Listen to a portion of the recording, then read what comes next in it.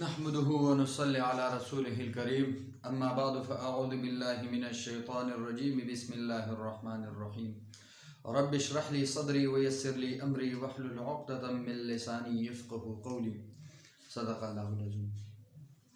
یہ اسماء اشارات کے متعلق جو ضوابط ہم پڑھ رہے تھے ان ضوابط میں سے آج ہم یہ ضابطہ نمبر 2 پڑھیں گے۔ ہم ضابطہ نمبر 2 پڑھیں گے۔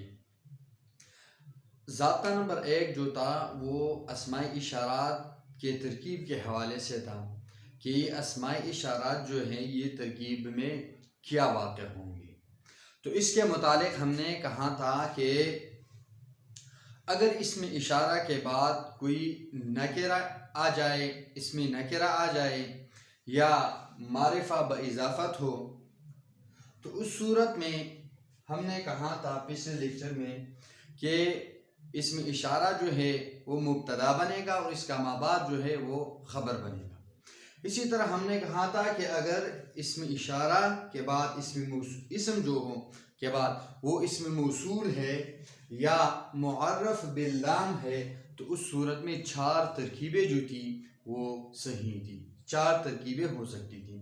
نمبر 1 جو تھا کہ آپ اس اسم اشارہ کو مفصول بنائیں اور ما بعد کو اس کا صفت، یا یہ کہ ما بعد کو عطف بیان بنائیں، یا یہ کہ ما بعد کو بدل بنائیں، یا یہ کہ آپ اس کو خبر بنائیں، اور یہ خبر والی صورت جو تھی یہ قلیل الاستعمال تھی۔ اب ضابطہ نمبر 2 جو ہے وہ اس حوالے سے ہیں کہ یہ بھی ترکیب کے حوالے سے ہیں کہ اگر اسم اشارہ کے بعد معرف باللام مذکور ہو، اسم اشارہ کے بعد معرف باللام مذکور ہو تو صفت کے ساتھ ساتھ وہ مشار الیہ بھی بنتا ہے، وہ مشار الیہ بھی بنتا ہے۔ جس طرح ہم نے پہلے کہا تھا کہ اگر معرف باللام ہو یا اسم موصول تو اس صورت میں 4 ترکیبیں ہو سکتی تھی۔ ایک ترکیب جو تھی وہ اس کے موصوف صفت کے اعتبار سے تھی کہ آپ اس کو موصوف بنائیں اسم اشارہ کو اور ما بعد کو صفت بنائیں۔ تو وہی بات ہے کہ اگر اسم اشارہ کے بعد معرف باللام مذکور ہو تو اس صورت میں بھی معرف باللام مذکور ہو تو صفت کے ساتھ ساتھ وہ مشار الیہ بھی بنتا ہے کہ اسم اشارہ کے ما بعد جو معرف باللام ہے وہ ہم نے 4 ترکیبوں میں سے ایک صورت جو بیان کی تھی وہ صفت والی صورت تھی کہ وہی صورت میں اگر آپ اس کو صفت بنا لیں تو اس صورت میں بھی یہ جو ہے صفت کے ساتھ ساتھ مشار الیہ بھی بنے گا۔ آسان سی الفاظ میں اس کا مطلب یہ ہے کہ اگر آپ اس کو صفت بنائیں تب بھی مشار الیہ یہی ہوگا، مشار الیہ یہی ہوگا۔ بعد میں آ رہے ہیں کہ بعض صورت میں پھر وہ اس کے بعد اگر ان صورتوں میں کوئی نہیں ہے تو پھر اس کا اسماء اشارات کا مشار الیہ کہاں پہ ہوگا؟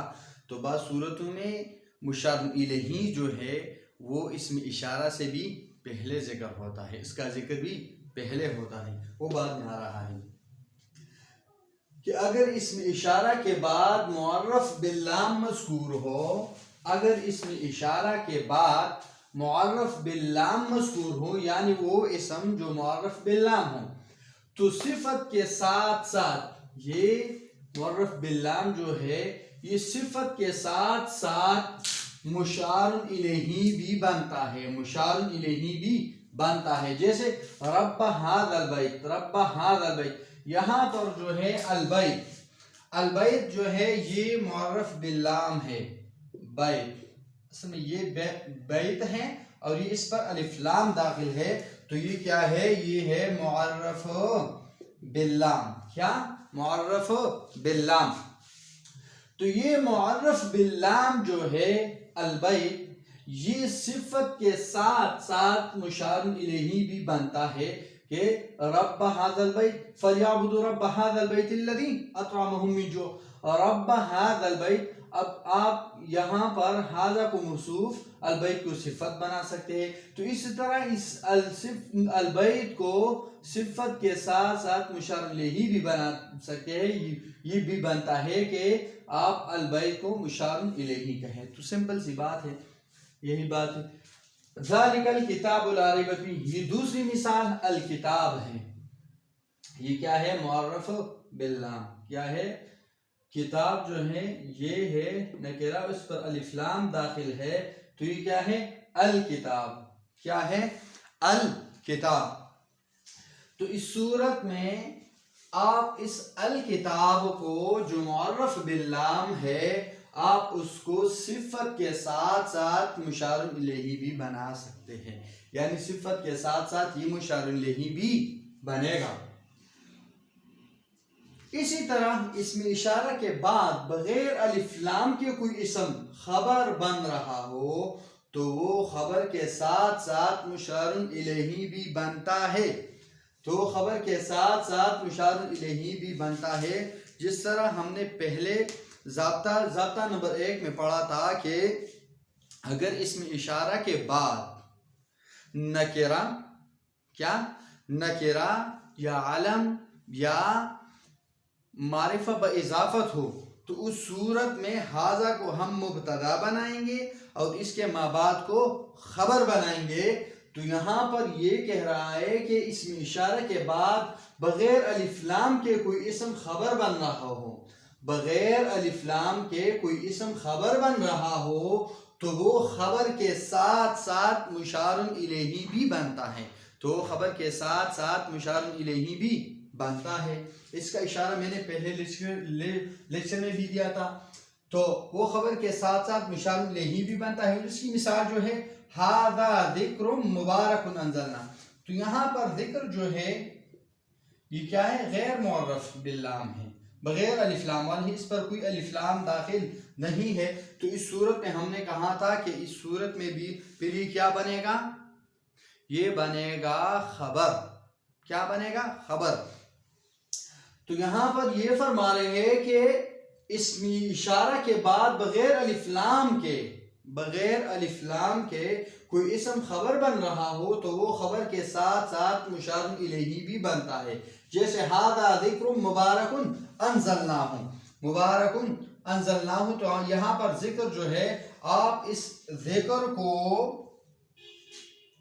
خبر کے ساتھ ساتھ آپ اس کو مشار الیہ بھی بنا سکتے ہیں. تو مطلب کہ یہ خبر کے ساتھ ساتھ مشار الیہ بھی ہوگا، خبر کے ساتھ ساتھ مشار الیہ بھی ہوگا. یہ اسم اشارہ ہے، مبتدا ہے.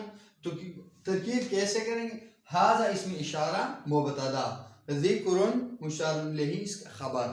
تو ھذا ذکر، ھذا مبتدا ذکر خبر، یا ھذا اسم اشارہ ذکر، اسم اشارہ مبتدا ذکر مشار الیہ خبر. صحیح ہے.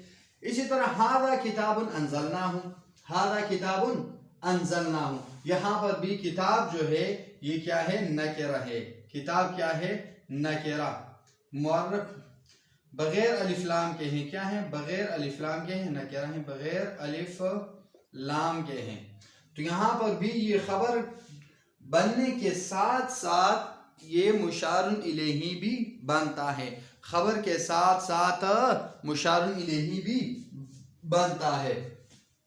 یہ تو ہی ایک بات یہاں تک، یہ تو ایک بات ہوئی.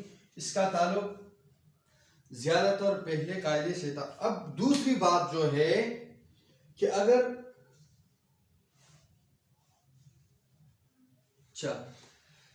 لیکن اسم اشارہ کے بعد کوئی اسم الف لام والا بھی نہ ہو، مطلب یہ ہے کہ اسم اشارہ ہے، اس کے بعد الف لام والا کوئی اسم نہیں ہے، نہ کوئی الف لام والا اسم ہے اور نہ کوئی اسم خبر بن رہا ہو، نہ کوئی اسم خبر بن رہا ہو. تو پہلے والی بات کہ نکرہ بھی نہ ہو، مطلب نہ الف لام والا ہو، نہ کوئی ایسی صورت ہو جس میں آپ اس کو خبر بنائے. خبر تو اس کی دو صورتوں میں خبر بن سکتا تھا. اسم اشارہ کا مبعد جو تھا وہ دو صورتوں میں خبر بن سکتا تھا. ایک یہ تھا کہ وہ کیا ہو پہلے والے قاعدے میں کہ نکرہ، عالم یا معرفہ باضافت اس صورتوں میں خبر بن سکتا تھا. اور دوسری صورت جو تھی وہ یہ تھی کہ اسم اشارہ کا مبعد جو ہے اگر اسم موصول یا معرف باللام ہو تو اس صورت میں 4 ترکیبیں ہو سکتی تھی. تو ان 4 ترکیبوں میں جو قلیل الاستعمال صورت تھی وہ تھی خبر کی. تو ان صورتوں والی صورت بیان کر رہا ہے کہ کوئی اسم الف لام والا بھی نہ ہو اس میں اشارہ کے بعد اور نہ کوئی اسم خبر بن رہا ہو تو پھر مشار الیہ ما قبل میں مذکور ہوگا. پھر اس صورت میں اسم اشارہ کا جو مشار الیہ ہوگا وہ بعد میں نہیں ہوگا بلکہ ما قبل مذکور ہوگا اس قاعدے کے مطابق. مثال جیسے یہ نفاس کے حوالے سے شاید وَأَكْثَرُهُ 40 يوما وما زاد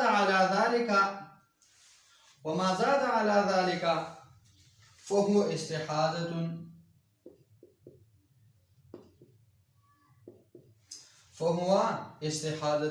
تو اب یہاں پر ذالک جو ہے یہ کیا ہے؟ اسم اشارہ ہے. اب اس کے بعد نہ کوئی معرف باللام ہے، الف لام والا کوئی اسم ہے. اب علی ذالک ہے وَأَكْثَرُهُ